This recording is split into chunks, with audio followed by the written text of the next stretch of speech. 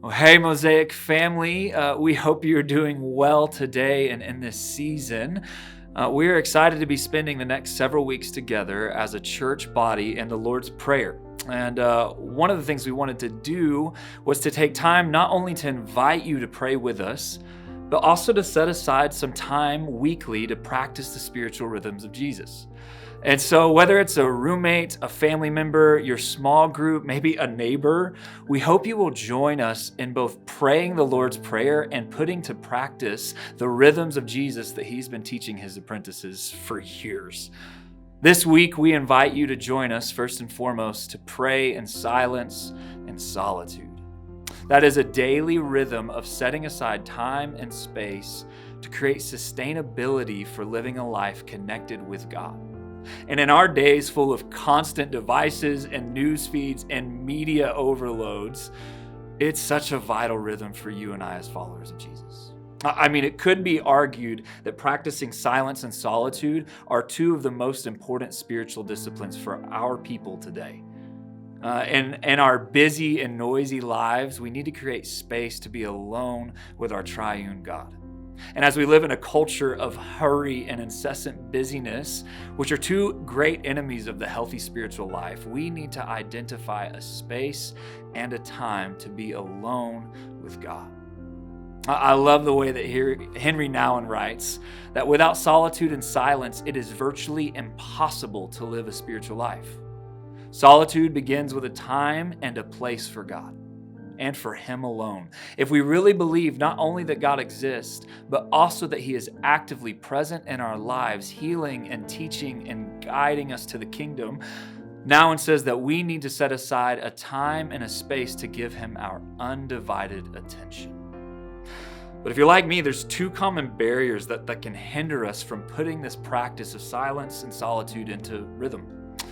The first is that we just need a fuller understanding of this rhythm. I mean, simply put, it is a moment of intentional time to be quiet and alone with God. A scripture that is one of the easiest to quote, but by far one of the hardest to practice, is to be still and know that I am God, as the psalmist writes. It would be easy to confuse be still and know with go isolate yourself. And I don't know about you, but isolation and quiet with just my internal dialogue, it usually does more damage to my spiritual health than help. But solitude and silence without prayer, it is just confusing. Solitude is not about learning to be alone. It's about learning to be alone with God.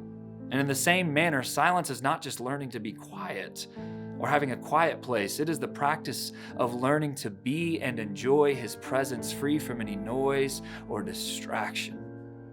And the second barrier I face is the fear of just being alone with your own thoughts and emotions. In silence and solitude, when our affections are not centered on God, it can kind of spiral us.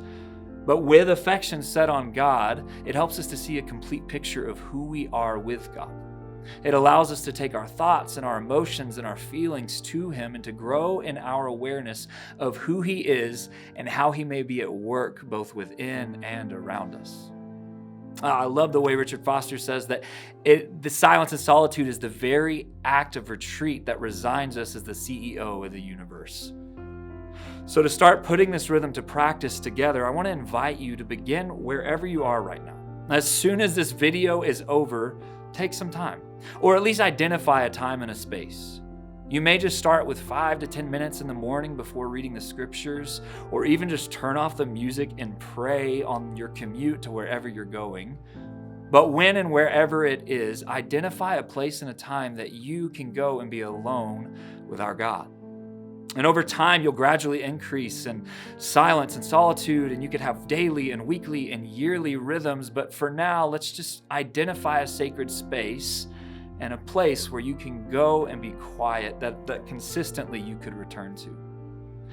And don't do it alone. Invite a family member, a roommate, a neighbor, or a community group to join you in this weekly rhythm, and then process with one another. How did that time go? What is God revealing? Where is he at work? I mean, how beautiful would it be if all across Northwest Arkansas, we as a community of followers of Jesus would find quiet interludes during our day to focus and dedicate our heart and our mind and our soul and our strength and our good and gracious God. So I invite you now, wherever you are, breathe and hear now from the word of the Lord, and then go get some silence and solitude. Jesus tells his disciples to come to me, all you who are weary and carry heavy burdens, and I will give you rest.